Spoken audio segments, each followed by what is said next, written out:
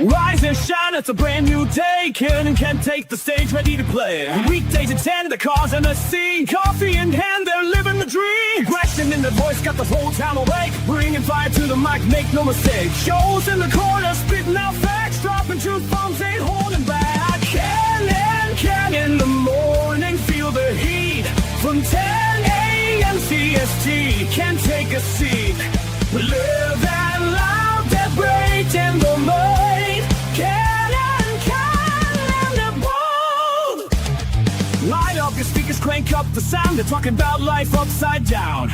Opinions exploded like a sonic blast. In the studio, they're built to last. With passion and grit, they engage and ignite. Every single week, they're a force can't fight. From sports to politics, This is a Huddle Sports Network broadcast. You can find us on Roku TV, Amazon Fire TV, Facebook, and of course YouTube. Get all your NFL news here first. Good morning. Welcome to another edition of Ken and Ken in the Morning. How are we doing this morning, Ken?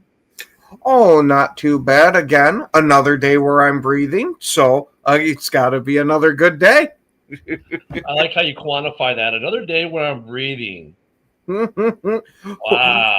I was going to say, well, to be fair, with how bad my allergies are, there's some days I wake up and I'm barely breathing. Oh, is it that time of year? Is the allergy season again? Dude, my allergies are all year fucking round. The worst part, though, is when it goes from winter to spring and from fall or from summer to fall. Dude, I wake up and it's like a damn faucet on top of somehow being stuffed full. How are you literally dripping when I can't even breathe? What is going on here? Like, it's been so bad, I've had to use allergy medicine plus those fucking breathe right strip things just so I wake up and don't feel like I'm about to die. Oh my God. Yeah, I don't have the allergy problems, luckily. So I am lucky there. I've never had allergy issues. Good morning, Fred. My whole life. And good morning, Fred, who actually, throw it up there. He made his comment before we even got on the air. See, now that's what we call a dedicated viewer right there. I'm telling you. And what's up with Joe this morning? I'm sure he'll be here, but like today's Bears-Raiders day, where he gets to defend his hapless Raiders, and he's not here. Man, hopefully that's not indicative for his Raiders that they're not going to show up to the last minute. Speaking of last minute, did you watch last night's game? I was going to say that game sucked, and I mean sucked, all the way till about the middle of that fourth quarter, and then all of a sudden Cardinals woke up and said, hey, we can play football too? Oh, shit, let's go. I mean, honestly, this is one of those games where I thought that the Seahawks could run away with it at one point. Yep. You know, and it's like, okay, and they just, I don't know, they couldn't, I don't know, they just couldn't figure it out, whatever. They got stymied a little bit. Okay, there we go. I was like, damn, just put them away already. And they couldn't. And I was like, crap, Kyler Murray's going to get him back in here. And they did. And then Ginger Jesus did Ginger Jesus things, gets him in field goal range after Arizona does Arizona things and misses the landing zone. So that gave him an extra 15 yards or whatever it was, 5 yards, puts him on the 40. Then Ginger Jesus just makes a nice throw, puts him in range, field goal kicker comes out. The guy who just missed a 52 then bangs in a 53, like whatever, and they walk off the field. I'm like, Jesus. Man, I'm not one to usually say that one play will change a game and all of that. But that special teams kick not landing in the proper zone, holy freaking shit, that changed the whole ending of the game. Because now it went from you need about 25, 30 yards to you need about 10. Yeah. I mean, it was an interesting game. I don't know.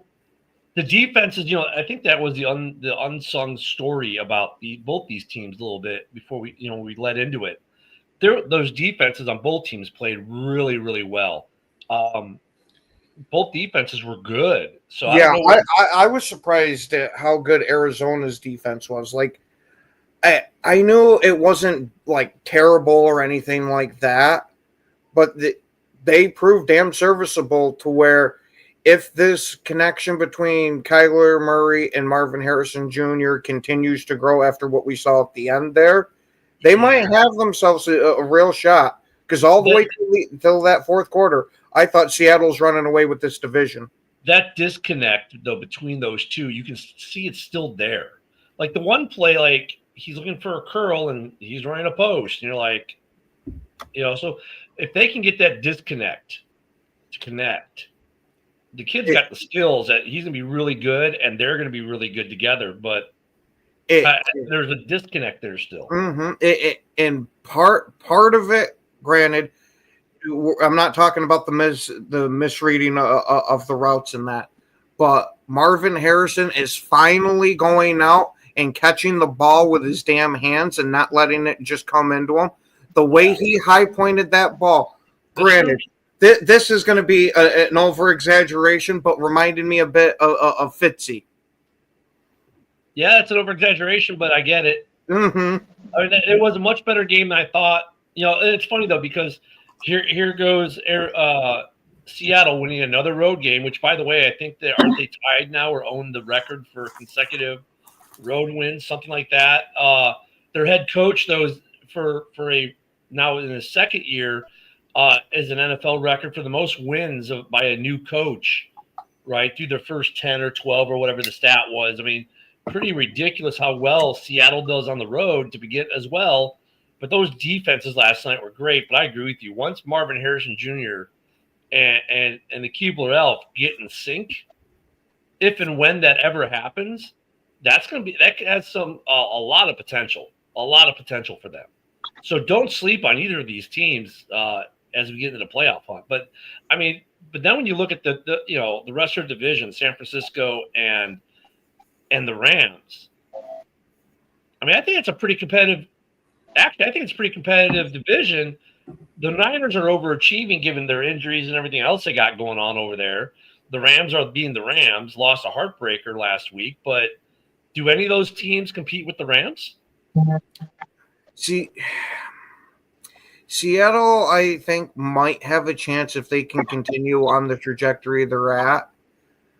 But even though we saw from the Rams them lose this past game, they should have won it against the Eagles. You had a block kick return for a touchdown. Sometimes you lose the games you're supposed to win, but yeah. Guys, we're coming up to. Go ahead, Joe. I'm sorry. Before the season, like all off season, we were all sitting here saying that there was a decent chance that the NFC West might be the worst division in football, and it's actually turning into one of the more competitive divisions. Like, none of the teams are really like, they're not world beaters, but they're all pretty decent teams, dude. Yeah, no, you're right. They really are right now. It's gonna be interesting to see how some of these matchups Sunday. Was it Sunday night? Is San Francisco, or no? It's next Thursday. Is San Francisco and the Rams? That'll be a fun game on Thursday Night Football next week. That'll be a good one. The way that things have panned out. Well, let's talk about week 4 before we get to week 5, guys. We're coming up to the quarter. Can you believe it? We're about a quarter of the way through the season already. It's a quarter minus because you got that 17, right? But basically, we're a quarter of the way through the season at the end of this weekend. So by the time that we reconvene here Monday morning, we are a quarter of the way through the NFL season already. Man, it's flying by so fast already. We had some games to talk about this morning. So I want to lead with the one we've been pushing off all week and waiting for today. And that's, of course, War Week with the Raiders and the Bears. So Chicago goes to Chicago West because that's what Vegas kind of is. There's so many Chicagoans that live in Vegas. It's not meant to be a slam on Vegas, but there are a lot of Chicagoans that live in Vegas. So any Chicago team that ever goes to Vegas, whether it be the Bears or the Blackhawks when they go play the Golden Knights, there's always a big Chicago crowd because there are a lot of Chicagoans in Vegas. In fact, Vegas is one of only 2 cities in the country that have a Chicago pizza chain that's outside of Chicago, and that's Rosati's. All the restaurants are in Chicago, but they have restaurants in Dallas and Vegas because the children of the owner and founder, one of them moved to Vegas, one of them moved to Dallas, and they've opened up restaurants there for Rosati's. Good pizza, by the way. So, but there are a lot of Chicagoans that live there. So I know there will be a good Chicago crowd in attendance. It should be a great game in that stadium. The atmosphere should be pretty good. The Bears coming off a big win. The Raiders, though, coming off a disappointing loss last week. And I say it that way. Joe laughs like, disappointing. Come on, dude. You're being kind. You know, I mean, I could think of better words like humiliating, demoralizing. I was being nice, Joe. I was being nice. What do we think? Demoralizing comes to mind. So, look, for me, like for the Bears, offensively, I'm not really worried. Every week we've been getting progression, especially the offensive line. Surprising thing that came out for week 3, the Bears best pass protection in the NFL by rating, which blew my mind when I saw that stat. I was like, really? Just like Ken just had that look on his face, like, what? Yeah, that's the look I had on my face, Ken. I'm like, are they kidding me? No, this has to be a typo. This can't be real. The Bears offensive line, best protection in the NFL last week? Bullshit. Nope, sure enough. I was like, whoa. I was going to say, to be slightly fair, I think that's a combination of your line getting a little better, plus you also playing the Cowboys with no pass rush. Well, whatever the case may be, I mean, there were some surprises on that list. Like the Packers weren't that high on the list. In fact, they were pretty damn low on that list. I was like, really? I'm like, okay, that makes more sense. But still, for even to be like considered in the top 10 or top 5 of anything, for that Bears offensive line, even being the top 20, you're like, whoa, okay, stuff's happening. So I like the way the offense is progressing, not just the offensive line, but the use of the weaponry. Rome Odunze leads the NFL in touchdown receptions. Caleb is tied for second or third, whatever, for touchdown throws. Now, you want to talk about a duo that's heating up. Those two are doing really well. That kind of shows you what Marvin Harrison Jr. and the Keebler Elf could be possibly if they get it together. But things are working offensively, so I'm not as worried. And the Raiders, as we've mentioned on here and Joe has mentioned, like moving Crosby from the 8 to the 5 isn't really working yet. It hasn't happened yet. The defense has issues. So on that part, I'm okay. My issue for the Bears on this game against the Raiders is the guy I didn't want us to draft, Genty. I think he's going to have a somewhat decent game based on what we've seen on the Bears' run defense through the first 3 weeks. So I think the Raiders, their key to success against Chicago this weekend is to run the ball a lot. The receiving core hasn't really done much for him. Brock Bowers, I don't know what his status is, but is he playing this week, Joe? Bowers? I believe he's playing. I don't know if he's 100%, but actually, believe it or not, you're speaking about top 5s and top, Geno is top 5 in passing yards. So the receivers actually have done something. They've actually, the points that we've been scoring is because of our passing game. Our running game has been non-existent because our offensive line can't run block. And I blame coaching for that. Like, it's not so much coaching like Pete Carroll's a bad coach. It's that they're making bad personnel decisions. JPJ, in the first game against New England, Jackson Powers Johnson was starting at right guard. The Raiders' offensive line was decent. Then, for whatever reason, they put Alex Kappa in at right guard, and Alex Kappa is absolute dog water. And our offensive line has been absolutely atrocious since. This last week, JPJ had a concussion. He was in concussion protocol, but he's back. He practiced this week. So hopefully he's going to be starting at right guard. And if he is, I expect that will be better. But I think that there should be a reshuffling of the offensive line. They should move Meredith to left guard instead of playing center. They should move Jackson Powers Johnson back to center, and they should move Dylan Parham back to right guard. That was a combination last year that, as the season progressed, had success. Like, it was a good combination. So, for whatever reason, Pete decided to change it up. But I like that original combination. I wish they would go back to that. But at the very least, if Jackson Powers Johnson is starting at right guard, the Raiders line should be better. And then maybe we'll actually see Genty do something. Looking at the injury report real quick, let me go with the Raiders first. Bowers is on there for the knee. Full practice, though. Chin, who I have on my fantasy team, has a pectoral injury, full practice. He had limited practice Wednesday, full practice yesterday. Bowers has been full practice all week. Michael Meyer did not practice, and DeMarcus Richardson, another one of your corners, limited practice. Now for the Bears, this is what concerns me. Edwards has not practiced. Kyler Gordon still has not practiced this week. Grady Jarrett did not practice this week. Colson Loveland did not practice this week. Darnell Wright has not practiced this week. That's my starting right tackle. Jalen Jones, limited practice. DeAndre Swift, I'm not worried about with limited practice. Cole Kmet, full practice last night. So at least one of my tight ends seems to be healthy. And DeMarco Jackson was full practice and then dropped off the injury report after Wednesday. So the Bears still without Spidey, but losing Grady Jarrett in the middle probably already hurts the run defense. Luckily, I think we have depth in Chicago this year. TJ Edwards and Kyler Gordon have been out the whole season. At this point, I'm just thinking we're waiting until after the bye week for them to come back. And look at the guy, like Sewell's played really well in TJ Edwards' place. And the corners, our DBs that we put in there have done well in the first 2 weeks overall. And I think that's a good thing for Allen because now he can open up that playbook on defense a little bit more against the Raiders. But I find it interesting, Joe, that it is. I didn't realize how good the passing yards for Geno has been, but this is your get right game for running then, because we can't stop it. So this could be a get right game for your offense.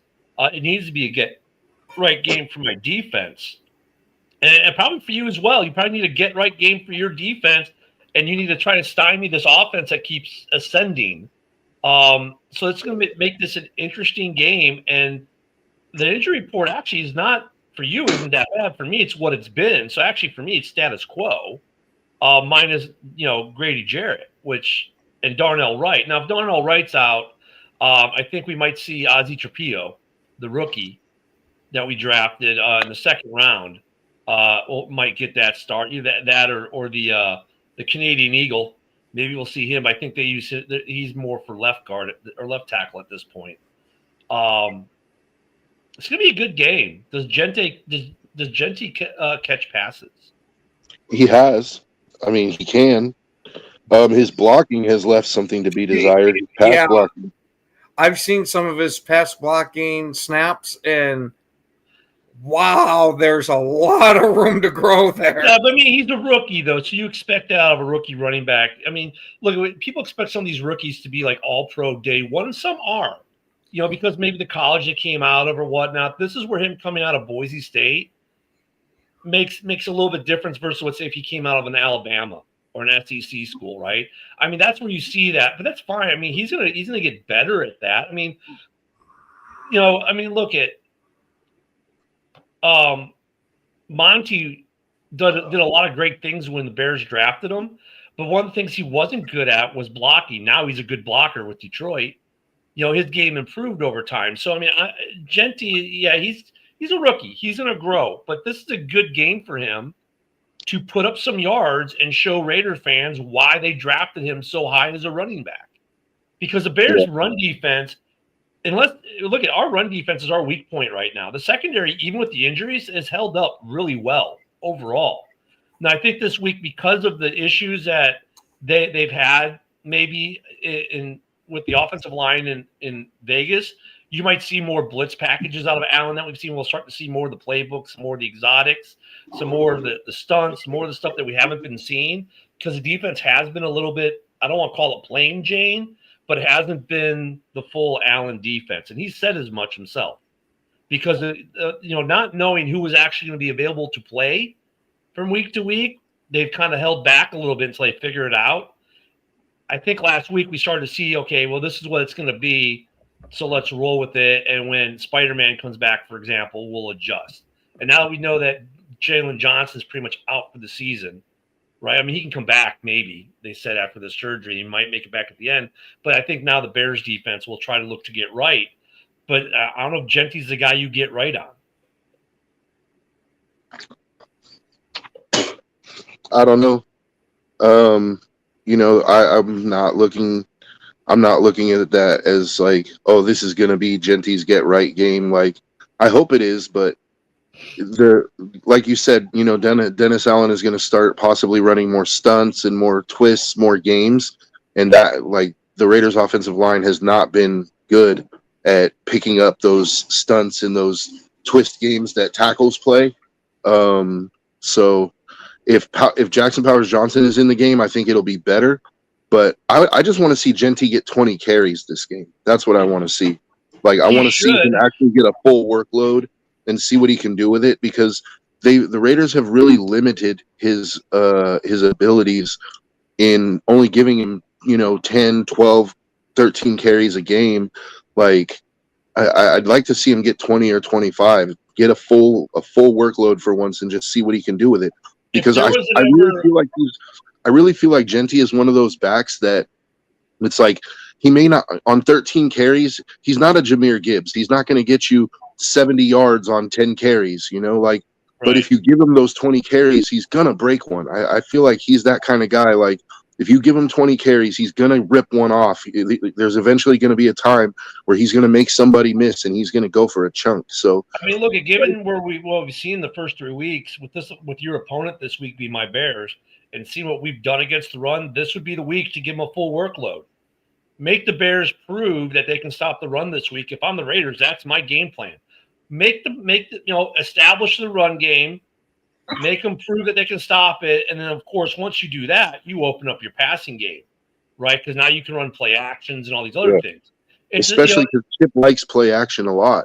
In fact, Chip, that's one of the, in my opinion, that's one of the problems with our offense for the last 2 games, is that Chip has been trying to run play action without establishing the run game. So people aren't biting on it because they're not fearing the run. Like, they're now conversely, conversely for the Bears, what's interesting, Joe, is the Bears have been running. The Bears run the play out, the pass out, the run option play out, play action without establishing the run, and they seem to be doing okay with it. So, I mean, there's a weird dichotomy to that, because here are the Bears who do lots of play action, right? And their run game, they're not establishing it really. I mean, yeah, they run the ball, but they're not getting much out of it. But yet they're still able to do these things. So, but I think the Bears need to improve their run game as well this weekend. That's another thing I'm looking for the Bears. For me, I think the Bears win this game. Just right now, here's some of the reasoning I have behind it. Mostly, the Raiders defense. Yes, you have Max Crosby. Yes, you have Chin. I like the guy, but from what I've seen in the Raiders games I've watched so far, the defense has given up a lot of yardage. And you're playing an offense that is ascending and has a lot. I think this is the most weaponry you've faced in a game in terms of, okay, I've got 3 legit wide receivers to cover. I've got, at least one legit tight end, because my other one's injured, it looks like. Swift is a dynamic runner, or can be a dynamic runner. And the defense for you guys right now, I don't think is in the place to really cover it down well. At least right now today, the way they've played. I think this is another game where we see another step forward in this Bears offense, which I think even against some of the best defenses in the league can be pretty explosive with that if that offensive line holds. So if the Raiders cannot get pressure, if Max Crosby cannot get past Braxton Jones or whoever we have at right tackle and create issues for Caleb consistently, I think he's going to have another big day, not 4 touchdowns, but maybe at least 2 or 3. But the Bears will put up points, and the defense has gotten better. Even though we're not doing well on the run, we have done pretty well on the pass game, but we're not getting pressure. That's my worry there. But I think the Bears win this game. I don't think it's going to look like a score like we had last week with Dallas. I could see this being like a 28 to 24 kind of affair. Where it's close, 1-score game kind of thing. But I have the Bears getting the W in the desert this week and winning at the Death Star. I mean, yeah, it's not an impossibility. Like, it just depends on which Raiders team decides to show up. Like if the offensive line if like I said, Jackson Powers Johnson is starting at guard, I think the offensive line will be better. If they give Genty a full workload, if Gino decides that he doesn't, he's not going to try to take all the shots, like take the risky throws, but just take what the defense gives them, I think that, the Raiders have a decent chance because we have some weapons of our own. I think Bowers really needs to step up. Like, I know he's hurt, but like either don't play or play like we need you to play. Like I'm personally, and that's not an attack on Bowers at all. It's saying like, right. if he can't do what we need Bowers to do, then just sit him until he's healthy. Like, like I don't want to see him go out there and run as a decoy all game. Like, if Bowers isn't able to high point the ball and make those catches that we need him to make, then I'd rather him not play. But with Mayer out, we're going to have to play Bowers, like, so defensively, I think this will be a game where we are able to generate pressure because you're starting your backup right tackle, and Max possibly Max didn't have a great game last week. It wasn't terrible, but nobody really had a good game last week. And Max is not the kind of guy to have 2 bad games in a row. So especially when he's healthy. So I think Max will be back. What I'm looking for is other guys on the defensive line to start generating more pressure, like Malcolm Kuntz, Tyree Wilson. Like, we need those guys to the defensive tackles I'm not so worried about because they've been doing an okay job of collapsing the pocket inside. I want to see the Malcolm Kuntz step up. Our linebackers have been playing okay. Jamal Adams, Devin White, Melandon Roberts, they've been playing all right. Our secondary is pretty weak. And I don't really like that Patrick Graham plays so much zone.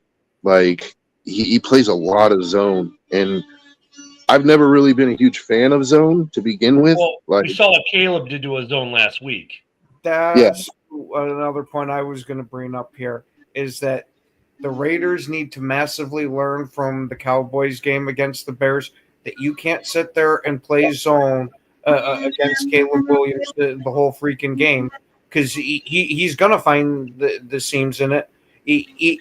Even if the Raiders do generate some pass rush, I'd still be massively worried about playing the zone against them. Anyway, that's interesting, Ken, that you say that, because when was the last time we've said anything like this about a Bears quarterback?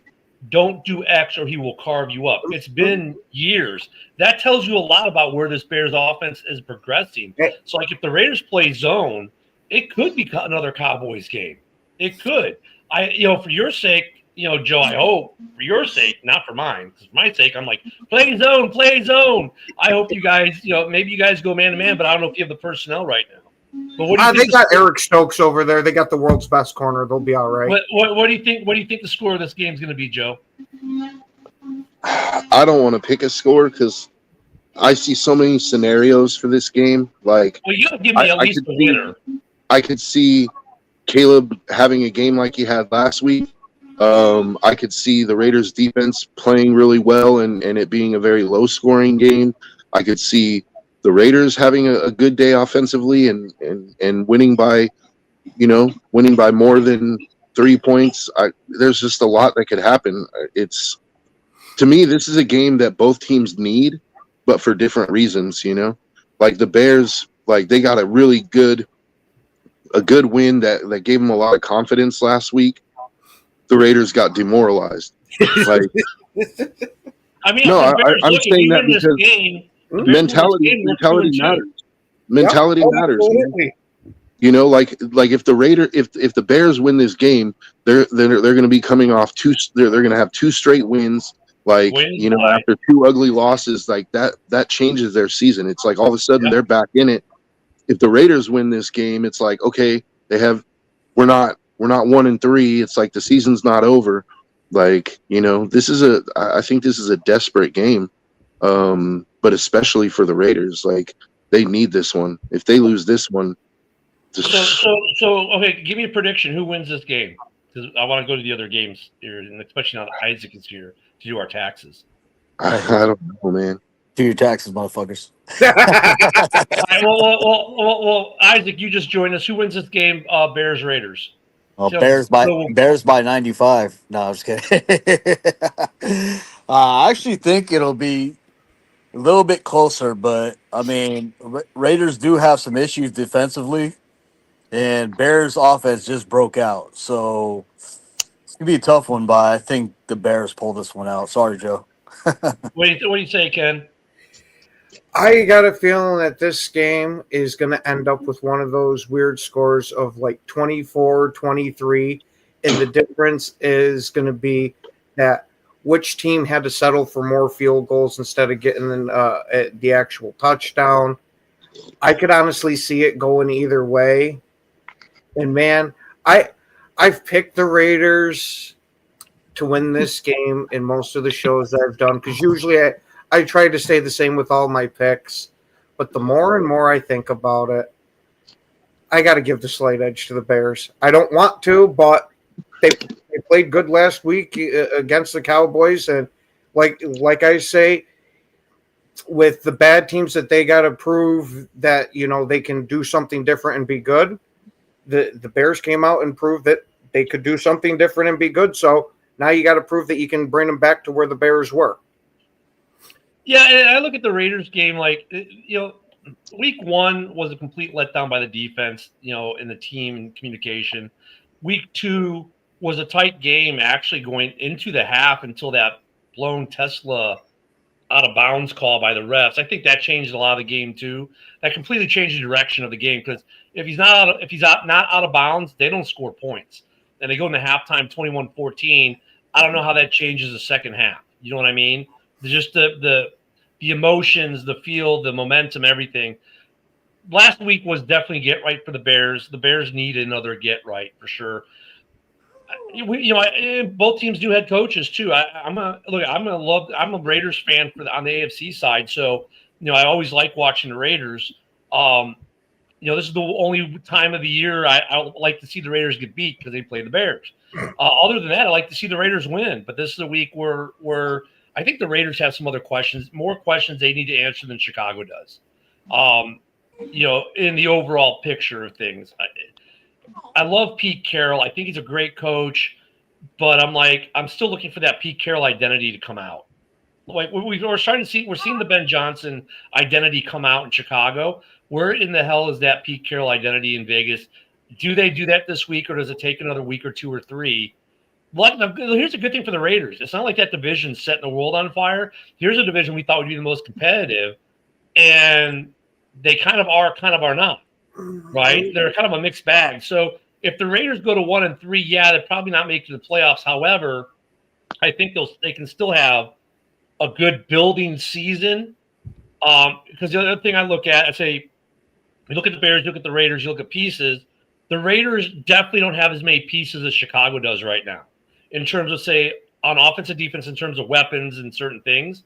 It gives the Raiders another opportunity to build even further. I would not be surprised to see the Raiders, if they're involved in the trade deadline, being buyers looking towards the next year. I think they're in that position right now. Gino will continue to get better there as long as he stays healthy, but this is not the game for them. But I want to get some other games too. I'm sorry, because we're already halfway through, and I definitely want to get to the other show. Look, I got two Packer fans here. We have to talk Packers Cowboys. On the round table on Wednesday, I of course Cowboys just to spite Ken because he took the Raiders in that show. But even in that show, I said, look, my football brain says that the Packers should win this game. Okay. I don't really care about the history, about how many you've won in a row at some place and stuff like that, because none of that matters. That's in the past. This is a new team every year, right? I mean, it's great talking points for us on these shows. Well, look, in the last 10 years, we've done this. But in reality, in terms of the game itself, it doesn't really matter. That being said, I don't think anything really changes this week. I mean, the Bears just demolished. Now, look, if Eberflus comes out and runs zone on Love all day, like he did Caleb, Love is going to have a good game. I mean, he's going to have a good game. And Josh Jacobs is a better runner right now than DeAndre Swift, so that's – and the Cowboys are okay against the run, but everything else, if you run zone, I think Love, even with the cinder block-handed receiving core he's got, minus Golden, if he can actually target the kid, is better. So, I have Green Bay winning this, if anything else, more for their defense and their offense. But watching Thursday Night Football, and they were talking about this game yesterday, they didn't bring up an interesting point. The Michael Parsons effect, I don't think is as nasty as what Green Bay fans think it is, and I agree with the guys on Thursday Night Football. While they don't have a lot of tape on him as a Packer, these guys have years of practicing against him and know what to expect. So I think if there's any one game where a team could show the rest of the NFL what you do with Micah Parsons, it could possibly be this game, because Dallas knows Micah better than anyone. Now, how that works in reality, we'll see Sunday, but I have the Packers winning this game. I don't think it's close. I don't think Micah has the big tee-off game like some people think he will, but I think the Packers win the game. Go ahead, Ken. Oh, I massively think that this is going to be a big tee-off game for Micah, just for the whole fact of all the shit that Jerry Jones has talked about him. That's going to give him that extra little motivation to go out there and wreak havoc as much as he can. And let's not forget, with CeeDee Lamb, his teammate and one of his best friends on the team, had come out and said right after it, well, I hope when we play him, he's not in the backfield in a half a second on every play, because that's a real possibility. Granted, I'm slightly paraphrasing here because I don't remember exactly. Yeah, that's fair. Mm-hmm. Look at that's fair too. Like with some of that, but I'm look at coordinator wise, offensive line wise, these guys know Micah. I get it. He's gonna be juiced up. He should be juiced up. It's a revenge game. Guys are always juiced up for revenge games. And I'm not trying to say that he's not going to get 1, 2, 3 sacks, but I don't think it's going to be like. But it's not. I think that I don't think it's going to be one of those, he ruins the entire planet kind of games. I think he's going to have a really good game, but I think this is a game though too where the Cowboys' offensive line and offensive coordinators can show teams how you can somewhat mitigate them. Not that they're going to be successful all game doing it, but at least early they might have some limited success on him until they break down. Does that make more sense? I get what you're saying, and I can understand it for most players, but to me, Micah Parsons is like your Myles Garrett, TJ Watt, that you can game plan all you want. You can pull out all the tricks, and the guy's still going to get home no matter what you try. And the great part about how this defense is now constructed is Micah it doesn't have to be the one to get home and get the sack every time. He has turned Rashawn Gary into an absolute superstar. The man is leading the league right now. Now, if he can continue that, it is a whole nother story, because we know Gary hasn't hit double-digit sacks yet. No, but Gary's looking really good right now. That's my point. Is now we get to see what Gary does when he's not the guy getting double and triple teamed. Because Gary's damn good, but he's not at that Micah Parsons, Myles Garrett type of level there. Well, really quick, Ken, let me give you your injury report because I just pulled it up. Aaron Banks did not practice this week. No, I don't want Packers breaking news. Thank you. Yeah. Anthony Belton did not practice yesterday after limited practice Wednesday. Carl Brooks, limited practice. Javon Bullard went from not practicing on concussion protocol to limited practice yesterday, so that's good. John Fitzpatrick, limited practice. Nate Hobbs, full practice all week. I don't know why he's still listed with the knee. Josh Jacobs is limited practice. Tucker Kraft, limited practice late yesterday or all week. Jordan Love has been full practice with the thumb. Once again, not sure why he's on the injury report with that. Same for Bo Melton. Micah Parsons, limited practice with the back. Zach Tom, of course, not practicing. Rasheed Walker, limited practice.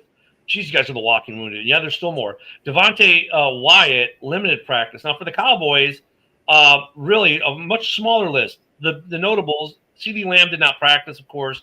Trayvon Diggs, full practice yesterday after not practicing on Wednesday. Trequezie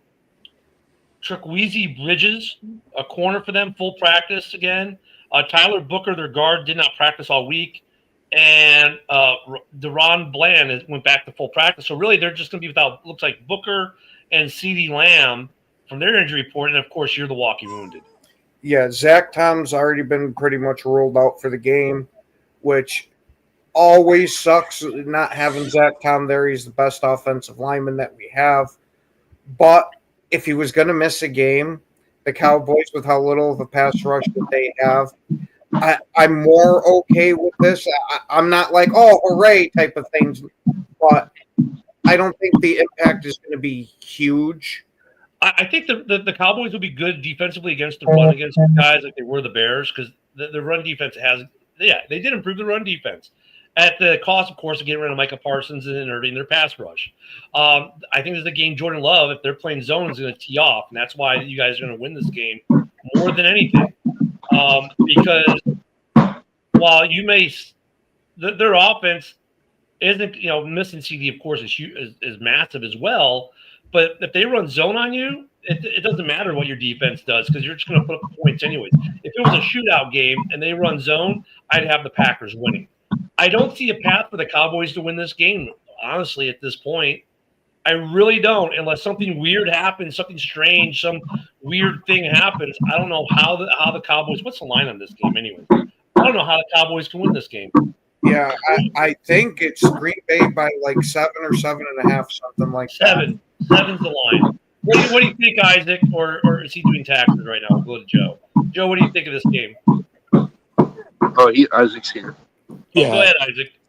So, it's crazy. Every year, like, we have this longest list of people practicing, non-practicing.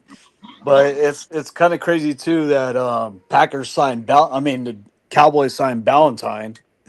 So they have a contingency plan in case, like, one of their CBs is not really great to go. So that's the strange thing about that. But, yeah, I think Packers edge away for this one. Micah's hungry. He's going to get to Dak. He might get 1 or 2 sacks, if not like 1.5 sacks. But like he's going to go after Dak. And Dak. Little tidbit. They talked about this, Dak and Micah. They talked about if they ever face each other, like what's going to happen. And Dak said, like, I want you to come at me. You know what I mean? So Micah's like going to take that challenge. But that's very Dak-like. I mean, I can see Dak saying that. Look, there's one thing that they do have going for them in Dallas. Their run game, which they had none last year, is actually pretty decent right now. So I mean, I have a feeling that they're going to come out running the ball a lot to start. I think without CD, you almost have to. Their run game has to be good. So I guess if I said there was no way I see the Cowboys having an opportunity to win this game, let me amend that. There's one opportunity. If for some reason they get that run game just churning, and you guys aren't able to stop their run, that's the Cowboys' shot to be in this game. Yeah, I mean, losing CD is huge for them. Like, it really limits their offense. Like, I know Pickens has been, here and there, but he's not at a CD type of level, where he can be that third down reliant pass catcher. I mean, that's what CD's for. Like, that's what Amon-Ra Brown does for the Lions. When they need a third down conversion, boom, you hit Amon-Ra St. Brown. Same thing with CD. So that's what limits kind of them. But I think this is a Jacobs breakout game. I know. Yeah, because Jacobs, like a lot of these teams been gearing up towards our run. They know Jacobs is going to run the ball, so they've been trying to gear up, trying to load the box a little bit more. But I think Jacobs is going to break out this game because, LaFleur has so many different run plays that he can run. So I think that, there's going to be a lot of misdirection and, handing off to Jacobs and letting him wreck the game. And, yeah, credit to our defensive line coach, though. What he's doing work with, like what, Ken, the Packer fan, alluded to, where everybody's breaking out on the line. That's all credit to our defensive line coach, the ex-Patriots, defensive coordinator. He's doing a really good job of setting up the line for success. And then what's crazy is Halfley says, I haven't even implemented half my plan for Parsons to move him around and make big plays. Expect to see that more in this That- Cowboys game. So That's Joe, what I'm what do you think? thinking, So Joe, what do you think going into this game? Because we got another game yet to cover. We're getting shorter on time. What do you think, Joe? Green Bay by murder. too. Yeah, I mean, This game's gonna get ugly, and I have a feeling it's gonna get ugly pretty quick, dude. Like, I could see a realistic scenario where it's like 14 or 17 to nothing at the end of the first quarter. Like, I like that. yeah, and look at Phillips said Golden and Jacobs have big games. I mean, Golden needs to get a decent game, and it doesn't even have to be a big game; just a decent game. Yeah, the Cowboys are just going to continue their march to the basement out there in the East. The other one game more thing, real quick, on a side note, like, Yep. who names their kid Trequezy? I'm sorry, but some of these names, bro. Some of these, I know, man. You see some names out there. I mean, people have, Trequezy. remember in the 70s, people were naming their 60s and 70s. My kid's name is Moon Unit. Oh, So come my on. God. I had Moon a Units. teacher that had the name of Moonstar. Are See? you They had it. fucking kidding me? They had a jacuzzi and it said jacuzzi. So, speaking of Moon Units, the Lions go to the Browns. Well, the Browns go to the Lions. I'm sorry. The line on this one is the Lions by 10. That's the line. I think right now the Lions are probably the best team in the NFL. They're back to, if they continue what they did last week, they are, because they're right back to where they were last year. The communication issues of the first couple of weeks, they've worked through those with the new OC, new DC. Because remember, it's not your traditional new OC, new DC. They hired from within. The playbooks are the same. It's just different play callers, and they've added, obviously, and taken away from those playbooks a little bit. But for the most part, it's the same. It was just a matter of getting their communication down. Their big thing was new offensive line. Last week, that offensive line got a little bit more right. But I don't know, man. I don't know if they can. The Browns are the big test, right? Yeah. Hold on. Let me do this real quick. We're going back to the names. It does feel like, hey, Ron. Anywho, do the Lions beat the Browns by a double-digit score? Do the Lions even win this game, Ken? No, they do not, because you're going to see a stark difference from last game to this game, from going from the 32nd ranked defense of the Ravens to the number one ranked defense of the Browns. You're not going to see a whole shit ton of points this game. Now, do I think the Lions have no shot? Absolutely not. The Lions are a good team. You just have to make sure you can find ways to negate that pass rush and be able to move the ball downfield. You don't even have to score on every single possession because their offense is not some powerhouse. You just have to not go 3 and out. And that was Green Bay's major mistake, is they went 3 and out 3 different times and let their defense get gassed. Well, Isaac Broski is saying the Lions will roll the Browns. What do you think? Yeah, I think the Lions win this game. I mean, but to Ken's point, they're not going to score as many points as they think. Myles Garrett is still going to wreck the shit out of that line.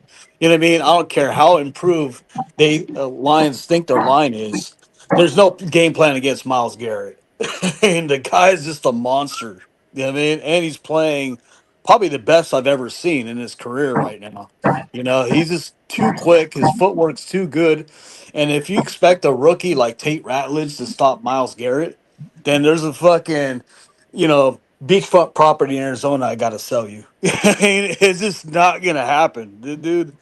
I mean, it won't be as high scoring. And the thing is, what the Browns can do, too, is limit that run game. You know what I mean? It's just their run defense is just as good as their pass rush defense. So, they're number one defense in NFL for a reason.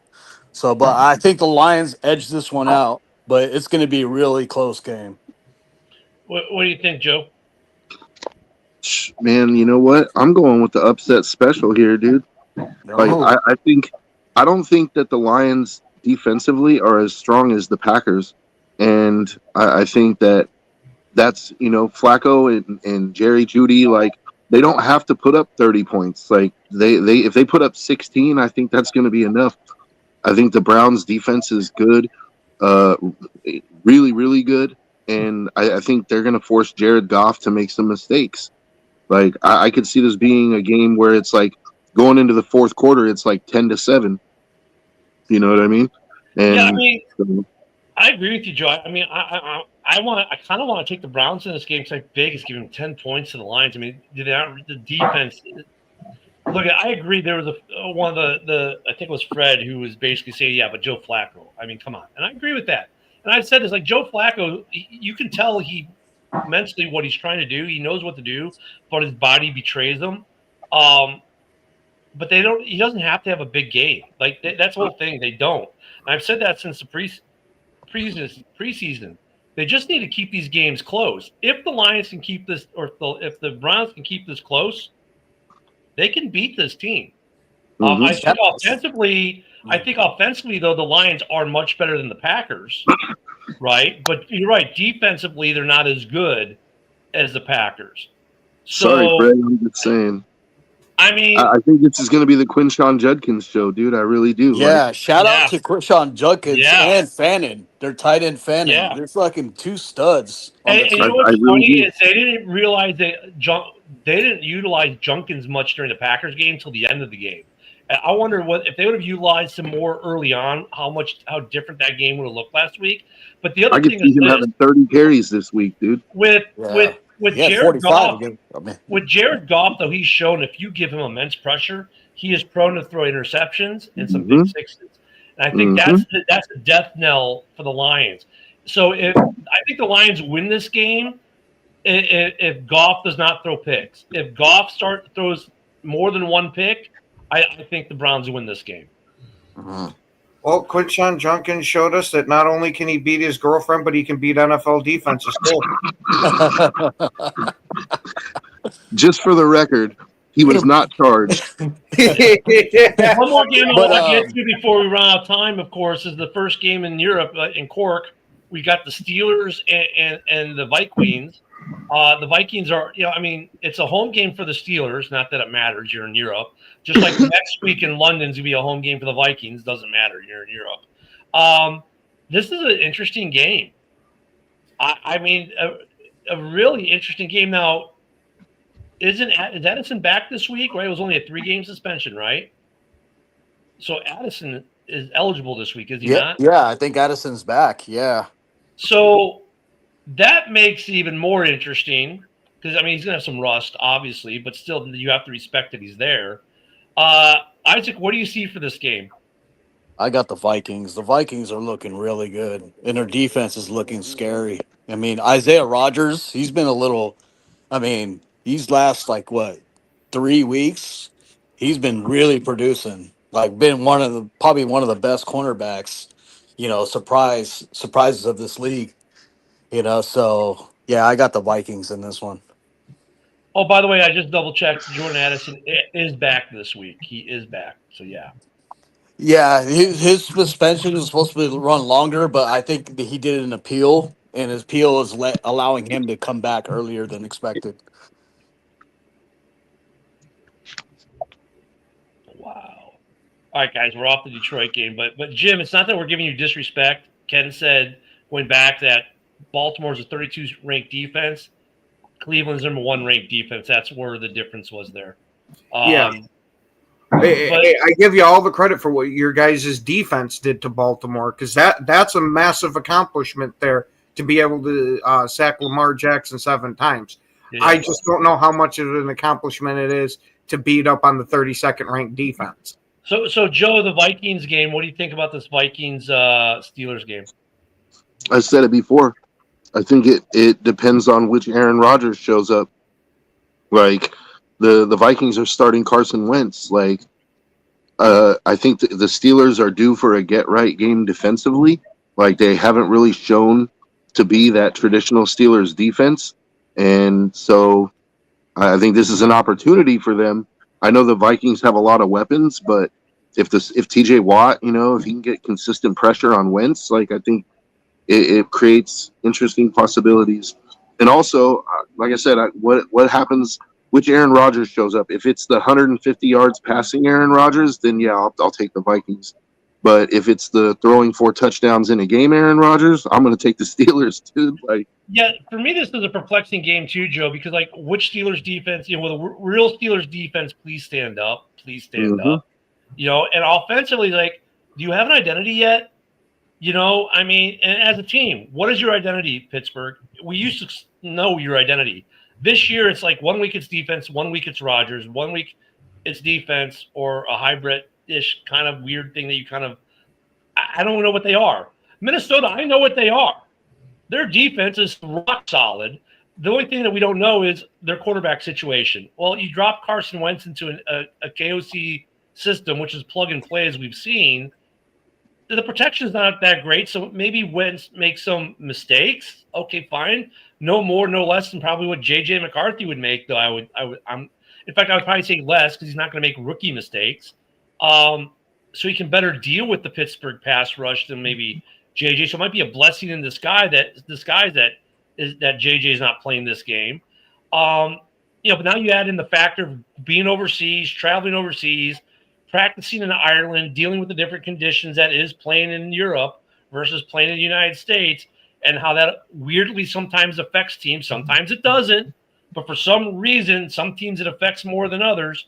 But I got to give this game to the Vikings, unfortunately. I mean, even with Rodgers and his knowledge base of the Vikings and that defense and knowing where the weak spots are, I don't think that he has the capability on his team to really exploit that. He's not going to get the time, or the receivers aren't going to get to the places where he needs to exploit because they haven't shown they can yet.